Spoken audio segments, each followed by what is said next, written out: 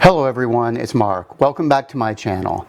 Today I'm going to talk about the very first investment property that I ever bought. As usual, when I'm talking real estate, I want to know how was the property found and how was it funded. And I will talk about both of those aspects of this deal in this video. But before we get started, do me a favor, hit the like button, hit the subscribe button, and let's get started.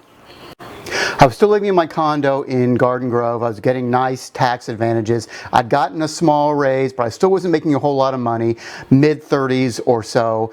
So California real estate was still out of my price range. I was still watching too much late night TV, listening to the gurus, reading the newspaper, seeing the deals that were out there or not out there. And I ran across an advertisement for a seminar from a group from Arizona.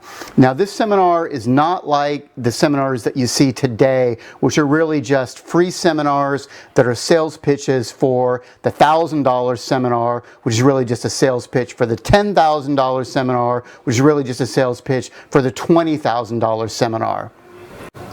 The people putting on this seminar were actual brokers licensed in the state of Arizona. They were marketing to people in California who couldn't afford to buy in California but still wanted to get involved in real estate because the prices in Arizona were much less than in California. Typically about a quarter as much for what they were saying. $200,000 out here versus $55,000, $60,000 in Arizona. Additionally, Arizona is a much more landlord-friendly state than California. It's easy to get an eviction for a tenant that doesn't pay. 30 days and they're out if it's uncontested. Even if you have to go and get the sheriff to lock them out, you're talking 45 days. So it's a very attractive state to be a rental owner. I went to a couple of their seminars, and each one they had actual pictures with stats and for each property that they had. They had mostly single families, they had some fourplexes, they would have the price, what the rent was expected to be.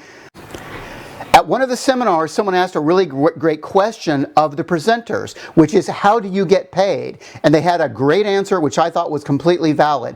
They get paid in 3 different ways. The first is when an investor buys a property through them, they're licensed broker, so the seller will pay them a commission, even if it's a government agency such as the VA, the Veterans Administration, or HUD, the Housing and Urban Development. They did a lot of foreclosures, so most of their commissions were coming from government agencies such as HUD or VA. Additionally, they got a small fee from the tenant when they moved in, and typically an owner would also keep them on as a property manager, so they would pay that fee to get a tenant, and then month to month they would pay a little fee for the brokers to manage the property, collect the rent, take care of any maintenance, that kind of thing. So they had 3 income streams which were all valid, and that made complete sense to me. Now at the time they were really pushing VA foreclosures, what they called VA repos, even though you really don't repo a house, that's what you do with a car. But what happens is that when the Veterans Administration insures a loan and the borrower doesn't pay, the VA takes back the house and then they put it up for sale. When you buy a VA foreclosure, you're not going to get a great deal. You're not buying those at 50 cents on the dollar. You're buying that at 90 cents on the dollar, maybe 95 cents on the dollar. Sometimes I've even seen people pay more than what I thought the property was worth. The reason that you buy a VA repo is for the financing. The Veterans Administration has what they call vendee financing. They will finance the property for you. You don't have to go to a bank.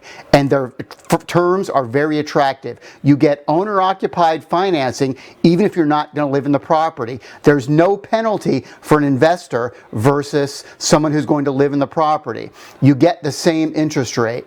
Additionally, as I said, you only have to put 10% down. There's no mortgage insurance. Normally with a bank or a conventional loan, if you're putting less than 20% down, you'll have to get mortgage insurance and pay a little bit more each month just in case you don't pay the mortgage. Then the mortgage insurance will pay off your loan. The VA does not have that. So you get a great interest rate, you get 10% down, and you get no mortgage insurance. But the best part for me was the down payment. Normally when you go to a bank, they want to know where the down payment is coming from. They want to make sure it's not borrowed. So they want to see that it's been in your bank for about 3 months typically. The VA does not care. As long as you can come up with the 10%, they don't care where it comes from. So I did what every late night guru says to do. I bought a house on my credit card.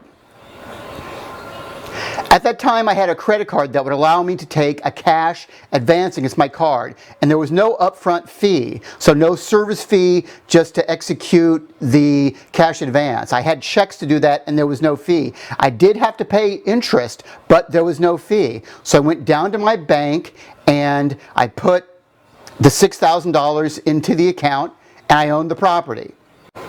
I was absolutely terrified at the bank. I had only been to a couple of seminars with these people. I didn't really know them. They were licensed in Arizona. The $6,000 was still a lot of money for me, and as I said, I was borrowing it, but I went ahead and did it, and I closed on the property. I eventually settled on this property. It was a 3-bedroom, 2-bath house in Glendale, Arizona, about 1,300 square feet, a perfect cookie cutter house. The purchase price was $55,000, so with fees and closing costs, I'd need about $6,000. At the time, it rented for about $500. Today, it's worth about $200,000, maybe a little bit more. Today, the property rents for about $1,400, and I've also refinanced it to get a lower interest rate, so the payment is lower, and I took out cash. So it's been an absolutely perfect rental.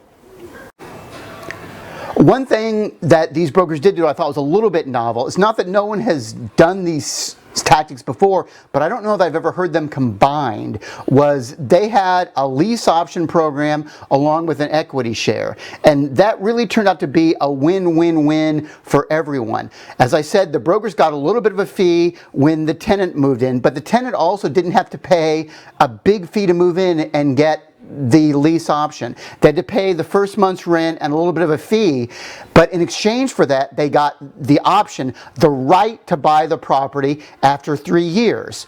As an investor, what I got was I got a long-term tenant because the lease was for 3 years. Additionally, the lease included automatic rent escalators. Every year, the rent went up by 10%. So that was an automatic income increase for me every year without me having to do anything.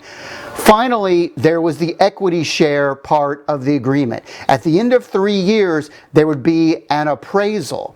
And whatever that appraisal was, you take the difference between that appraisal and the purchase price. So in my case, for example, the purchase price was $55,000. If the appraisal had come in at $60,000, that'd be a difference of $5,000 that would be split between me and the tenant. So the tenant would have the right, the option to buy it at the $55,000 plus $2,500 or $57,500. And it's absolutely their option. They have the right to do it, and I must sell to them. But they don't have to do it. It's an option. And as it turned out, I was lucky in that the Phoenix market then was sort of flat to stagnant, and they ended up not exercising the option. But they didn't walk away from the property. They continued to stay strictly as renters with no option to buy. And they stayed for 17 more years with no problems, never a late rent payment. They took care of all the minor maintenance. The only problems I had were that when there was a big maintenance problem, I would have to fix it. They were the perfect renters. That is how I bought my first and best rental property. I would love to hear about your favorite investment. Please leave me a comment in the comment section and we'll discuss.